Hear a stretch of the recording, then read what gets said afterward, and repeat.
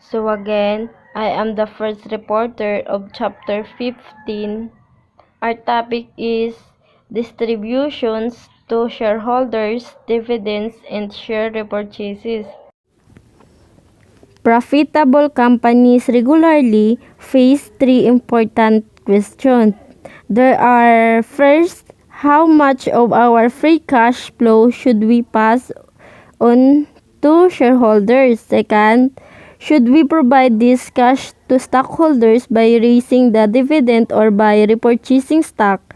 Third, should we maintain a stable, consistent payment policy or should we let the payment vary as conditions change?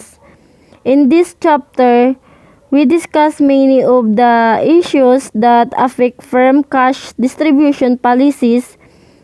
As we will see, mature companies with stable cash flow and limited growth opportunities tend to return a significant amount of their cash to shareholders either by paying dividends or by repurchasing common stock. By contrast, rapidly growing companies with good investment opportunities are prone to invest much of their available cash in new projects rather than paying dividends or repurchasing stock.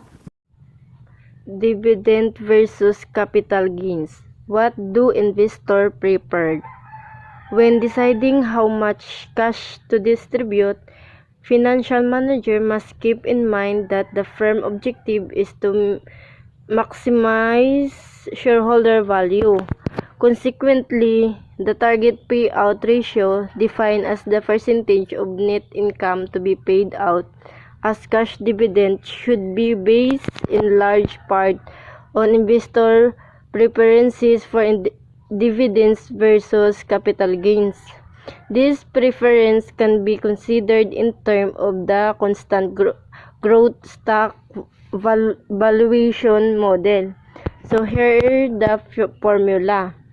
So if the company increases the payout ratio, this will raise D1, which taken alone will cause the stock price to rise. However, if D1 is raised, less money will be available for investment, which will cause the expected growth rate to decline, and that will tend to lower the stock price. Therefore, any change in payout policy will have two opposing effects.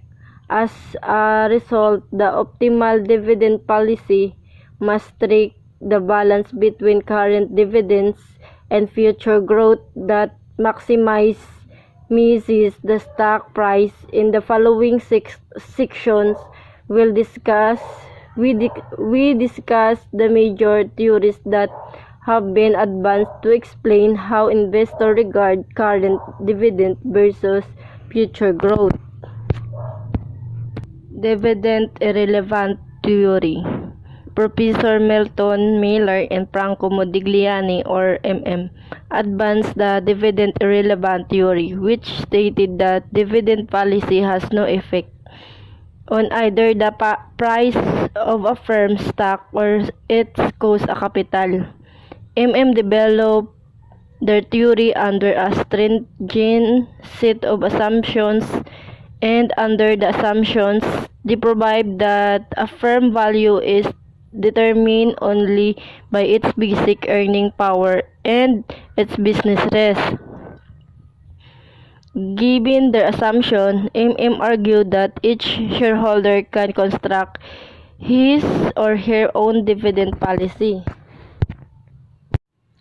In other words, the value of the firm depends only on the income produced by its assets, not on how that income is split between dividends and retained earnings.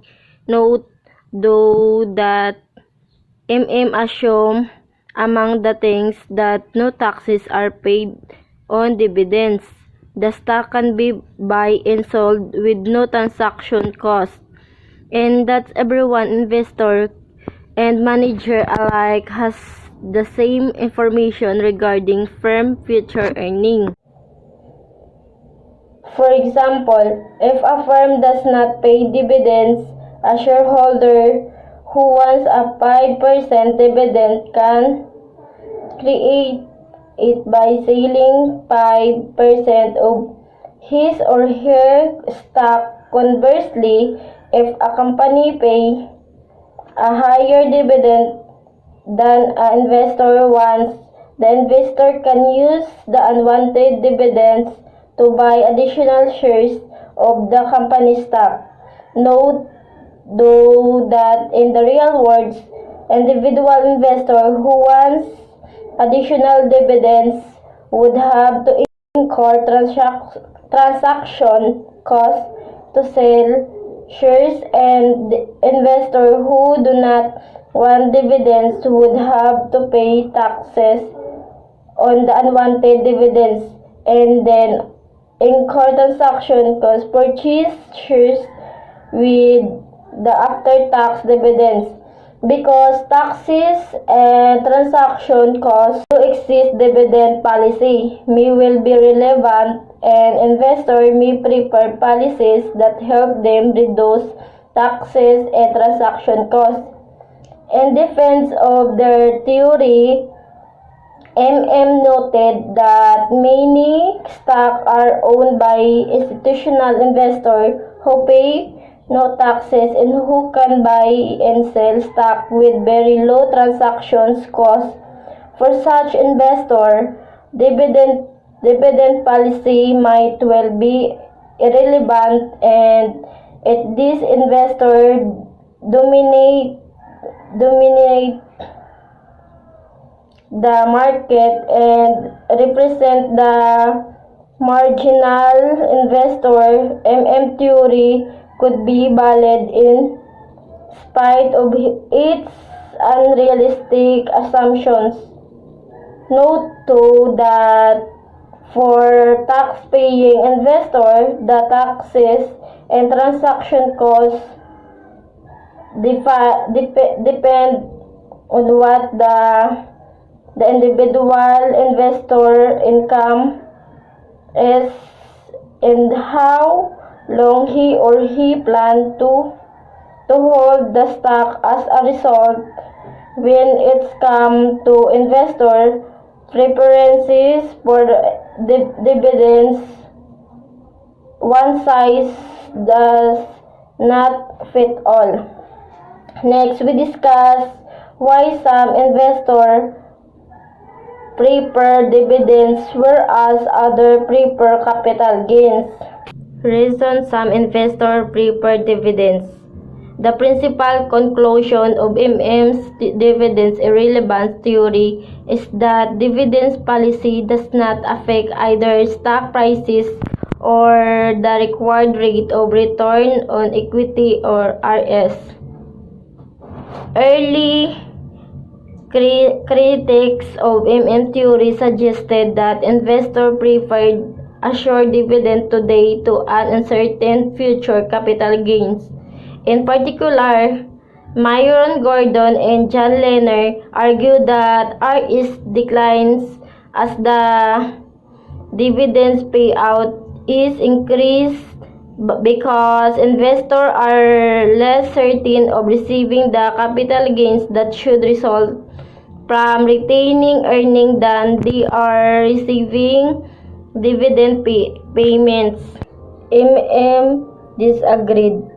They argue that R is independent of dividend policy, which implies that investors are indifferent between dividends and capital gains. That is between D1/P1 and G.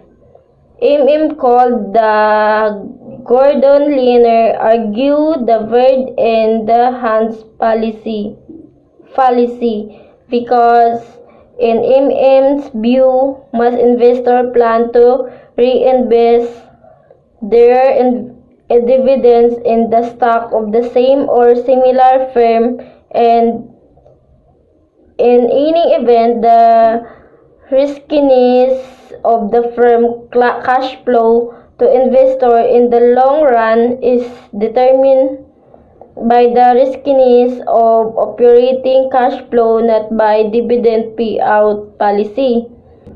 Keep in mind, however, that theory relied on the assumption that there are no taxes or transaction costs, which mean that investors who prefer dividends could simply create their own dividend policy by selling a percentage of their stock each year.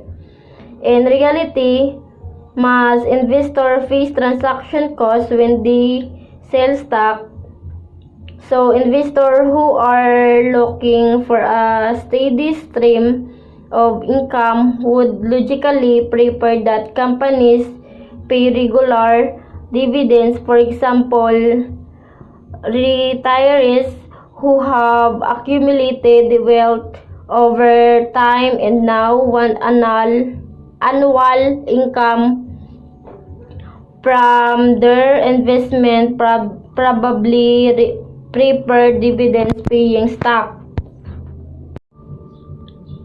Other dividend policy issues: information content or signaling hypothesis. An increase in the dividend is often accompanied by an increase in the stock price, while a dividend cut generally leads to a stock price decline. This observation was used to refute MM's relevant theory. Their opponent argued that stock price action after changes in dividend payouts demonstrate that investors prefer dividends to capital gains. So, before we discuss how dividend policy is set in the practice, we need to examine two other issues that affect dividend policy. So, first one is the information content or signaling hypothesis, and second, the clientele effect. However, argued differently. They noted that corporations are reluctant to cut dividends, and thus that corporations do not raise dividends unless they anticipate higher earnings in the future to support the higher dividends.